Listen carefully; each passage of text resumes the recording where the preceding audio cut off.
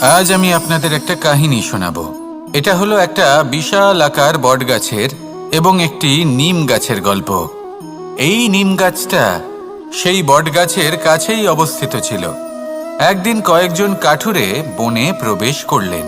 তাদের দেখে এই নিম গাছ খুব ভয়ভীত হয়ে পড়ল। ও সেই বটগাছের কাছে সাহায্য চাইল।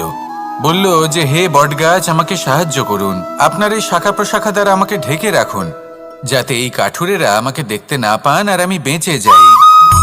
কিন্তু সেই বটগাছ ছিল অসম্ভব অহংকারী। নিজের অহংকারে সে মত্ত হয়েছিল। সে না ওকে উত্তর দিল আর না ওকে সাহায্য করলো। সেই কাঠুরেগণ এলেন, নিম গাছটা কাটলেন আর চলে গেলেন।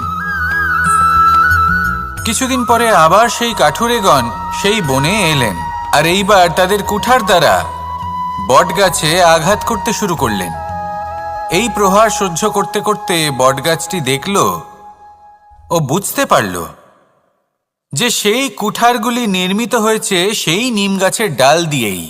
এবার এই ভুলটাই বেশিরভাগ মানুষই করে বসেন, বিশেষ করে তখন যখন তার কাছে শক্তি থাকে, সাফল্য আসে। নিজের অহংকারে মত্ত হয়ে দুর্বল ব্যক্তিকে আঘাত করে, তাদের কষ্ট দেয়। কখনো এটা ভাবে না যে ভবিষ্যতে এরাই তাদের পতনের কারণ হতে পারে। তাই যদি আপনার কাছে শক্তি থাকে আর আপনি সাফল্য লাভ করতে থাকেন, তাহলে নিজেকে শান্ত করুন এবং এই অহংকারকে ত্যাগ করুন। যদি কেউ দুর্বল হয় তাহলে তাকে আঘাত করবেন না, তাকে কষ্ট দেবেন না, বরং তাকে সাহায্য করুন, পারলে তাকে রক্ষা করুন। আসুন আর আমার সাথে ভালোবেসে বলুন, রাধা রাধা। শ্রীরাম যখন সুগ্রীবের সাথে মাতা সীতাকে খোঁজার জন্য ভ্রমণ করছিলেন, তখন সুগ্রীবের ভৌগোলিক জ্ঞান দেখে শ্রীরাম হতবাক হয়ে গেলেন। তখন সুগ্রীব বললেন যে যখন বালির হাত থেকে উনি পালাচ্ছিলেন, নিজের প্রাণ বাঁচিয়ে পালাচ্ছিলেন, উনি তখন অনেক জায়গায় গেছিলেন, কিন্তু কোথাও যেন উনি যোগ্য আশ্রয় খুঁজে পাচ্ছিলেন না।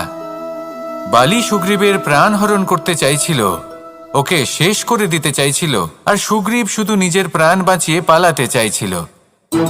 এক স্থান থেকে অন্য স্থানে, সেই স্থান থেকে আবার আরেক স্থানে।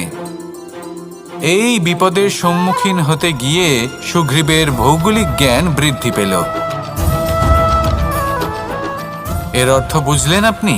যে জীবনে যখন সমস্যা আসে, জটিলতা আসে, সেটা দেখে আমরা ত্রস্ত হয়ে পড়ি, দুঃখী হয়ে পড়ি যে এমনটা আমার সাথে কেনই বা হচ্ছে। কিন্তু দুঃখী হওয়ার কোনো প্রয়োজন নেই, কারণ এই সমস্যা আমাদের কিছু শিক্ষা দেওয়ার জন্যই আসে। সেই শিক্ষা লাভ করা খুবই প্রয়োজনীয়। সেই শিক্ষার দিকে নিজের মনোনিবেশ করুন, সেই শিক্ষা আত্মস্থ করুন, জীবনে অগ্রসর হন আর আমার সাথে ভালোবেসে বলুন, রাধা রাধা।